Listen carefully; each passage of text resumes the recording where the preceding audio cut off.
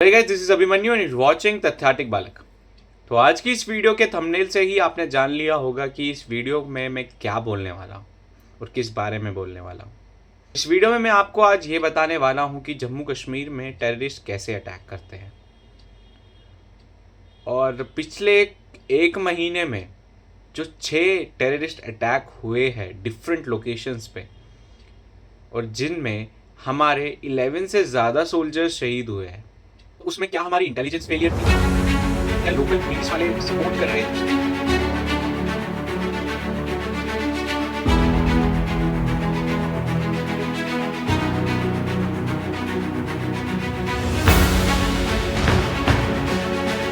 इस साल का सबसे पहला अटैक 9 जून 2024 को हुआ था, जिसमें अनआइडेंटिफाइड टेररिस्ट ने एक हिंदू यात्री बस पे अटैक किया था। तो वो तीर्थ यात्रियों की बस शिवखोड़ी से कटरा जा रही थी, लेकिन बीच में ही रियासी डिस्ट्रिक्ट में जैसे ही वो पहुंचती है तो वहाँ पे कुछ टेररिस्ट ने उनमें अंधाधुंध फायरिंग करी। 9 लोगों की जान गई थी और 41 लोग घायल हुए थे। इस अटैक को प्रिपेयर किया था लश्कर ए तैयबा ने, जो कि जेकेपी ने क्लेम भी करा है और पहले इसकी रिस्पॉन्सिबिलिटी ली थी द रेजिस्टेंट फ्रंट ने, बट बाद में उन्होंने इसे डिनाई कर दिया। लेकिन द रेजिस्टेंट फ्रंट भी एक ऑफशूट ही है लश्कर ए तैयबा। अटैक 6:15 बजे शाम के कैरिड आउट हुआ था। ये तो था सबसे पहला अटैक, बट इसके बाद अटैक्स ऐसे हुए कि विद इन 2 वीक्स में 4 अटैक और हुए और इन अटैक्स को बहुत ही क्रूशियल तरीके से देखा जा रहा है। अटैक होता है भडनोटा कठुआ में, जिसमें 5 जवान शहीद होते हैं और 5 जवान घायल होते हैं।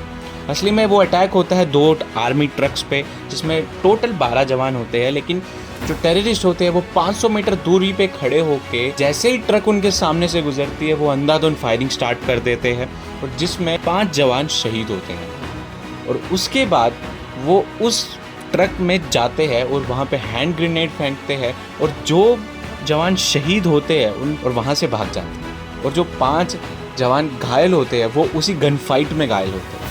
और ये पिछले 32 महीनों में हमारे 49 प्लस सोल्जर्स की डेथ हुई है। मेरे को फिर से इंटेल मिलती है कि डोडा के नॉर्थ एरिया में फिर से कुछ मिलिटेंट्स की हलचल देखी गई है, तो फिर से जॉइंट ऑपरेशन लॉन्च होता है इंडियन आर्मी और जेकेपी का, और रात को 9 बजे टेररिस्ट से कांटेक्ट होता है और गन फाइट स्टार्ट होती है, जिसमें हमारे 5 जवान शहीद होते हैं और जिसमें से एक कैप्टन, 3 सिपाही और एक एनसीओ ऑफिसर होता है। इंटेलिजेंस की माने तो हमारे इस प्रोविंस में 10 डिस्ट्रिक्ट्स है और 10 डिस्ट्रिक्ट्स में 60 फॉरेन टेररिस्ट है तो जंगल वॉरफेयर की ट्रेनिंग लेकर आए हुए। ये अटैक जो था, इसी के अगले दिन डोडा का अटैक होता है, जिसमें फिर 5 जवान शहीद होते हैं और हमारे एक जूनियर कमीशन्ड ऑफिसर भी शहीद होते हैं।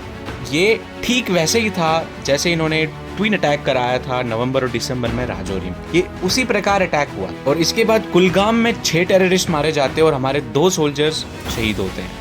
और उसके बाद 26 जून में फिर से डोडा में अटैक होता है और जिसमें हमारे फिर से जवान शहीद होते हैं। और उसके बाद फिर से कुपवाड़ा में इन्फिल्ट्रेशन होती है और इसमें 2 टेररिस्ट को हमारे सोल्जर्स मारते हैं। और फिर 15 जुलाई को फिर से इंटेल मिलती है कि डोडा के नॉर्थ जोन में कुछ मिलिटेंट्स छुपे हैं। फिर जॉइंट ऑपरेशन लॉन्च करती है इंडियन आर्मी और जेकेपी और फिर रात को 9 बजे इसके साथ गन फाइट और कॉन्टैक्ट होता है।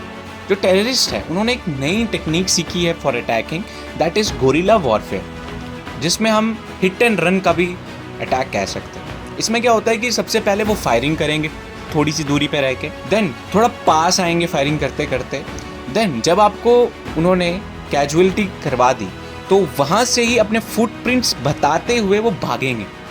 जब दूसरी ऑपरेशन टीम वहाँ पे आएगी और उनके फुटप्रिंट्स को फॉलो करेगी तो जैसे ही वो उन फुटप्रिंट्स को फॉलो करती जाएगी तो वो फिर वहीं कहीं छुपे होंगे और जैसे ही वो फुटप्रिंट्स को फॉलो करते करते उनके पास जाएगी वो फिर से अटैक करेंगे और फिर से कैजुअलिटीज कराएंगे। तो ये गोरिल्ला वॉरफेयर की टेक्निक आजकल मिलिटेंट्स और टेररिस्ट यूज करते हैं। तो अब बात करते हैं वो अटैक प्लान कैसे करते हैं। तो सबसे पहले जब इनको अटैक करना होता है ये एक स्पेसिफिक टारगेट लेकर चलते हैं। हाउएवर इनका कोई लिमिट नहीं होता अटैक का। अगर इनको एक बंदे को मारना है और उस बंदे को 4 बंदे हेल्प कर रहे हैं, सपोर्ट कर रहे हैं, तो ये चारों के चारों को उड़ाएंगे और इनका एक स्पेसिफिक टारगेट होता है कि इस बंदे को मारना है। जैसे कि आप देख सकते थे कि जब कश्मीरी पंडित्स की टारगेट किलिंग्स होती थी तो वो एक स्पेसिफिक बंदे को पकड़ते थे एंड उसको मार के भाग जाते थे। तो वैसे ही इनका कोई भी लिमिट नहीं है, लेकिन इनका एक स्पेसिफिक टारगेट रहता है। और जैसे कि कठुआ में हुआ, तो कठुआ में इन्होंने पहले उस एरिया को सर्च करा कि उस एरिया में इनके छुपने की कितनी % चांसेस हैं। तो इन्होंने उस % को बढ़ाया और उस एरिया में अपने लोकल हेल्पर्स, जो लोकल इनकी हेल्प कर रहे थे, उन हेल्पर्स को भेजा और वहाँ पे पता करवाया कि कितनी एरिया खाली है, कितना कैसा एरिया है, क्या हम ऊपर छुप सकते हैं, क्या हम वहाँ पे बैठ सकते हैं इस गर्मी के सीज़न में, क्या कुछ ऐसा हो सकता है कि हम वहाँ पे बैठ के अटैक प्लान कर सके एंड और उस अटैक और उस जियोग्राफिकल लोकेशन को इन्होंने ट्रैक किया था एल्पाइन ऐप से।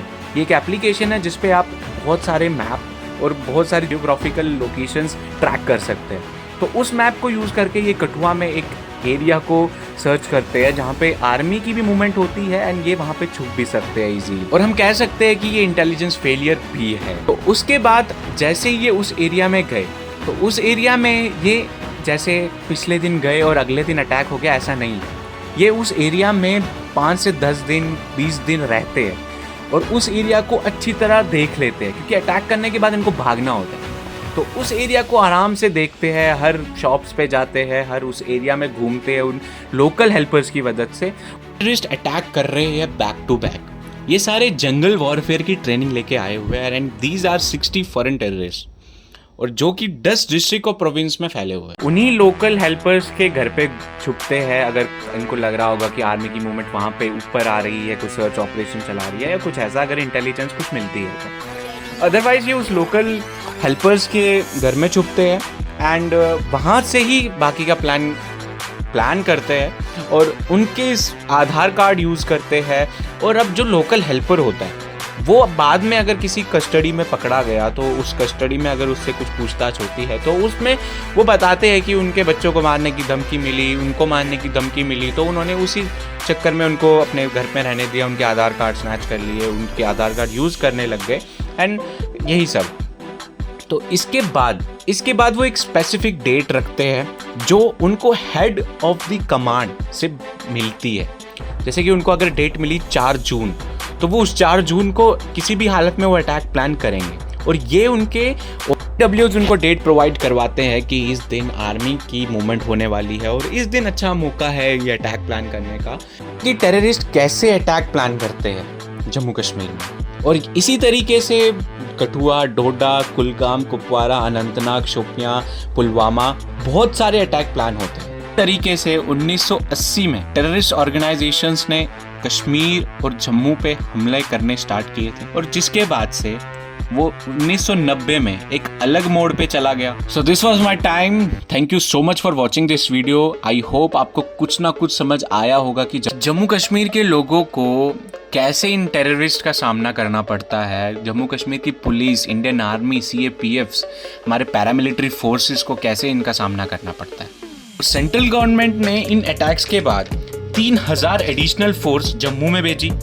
Para SF brigade headquarter 3 battalion को इमीडिएट इफेक्ट से यहाँ पे अपनी वर्किंग स्टार्ट करने को कहा और इसी अमरनाथ यात्रा को नज़र में रखते हुए ये सारे अरेंजमेंट्स करे गए। आई होप हम अपनी कंट्री के लिए कुछ ना कुछ कंट्रीब्यूट जरूर करेंगे। तो मिलते हैं नेक्स्ट वीडियो में, तब तक के लिए जय हिंद, जय भारत, जय श्री राम।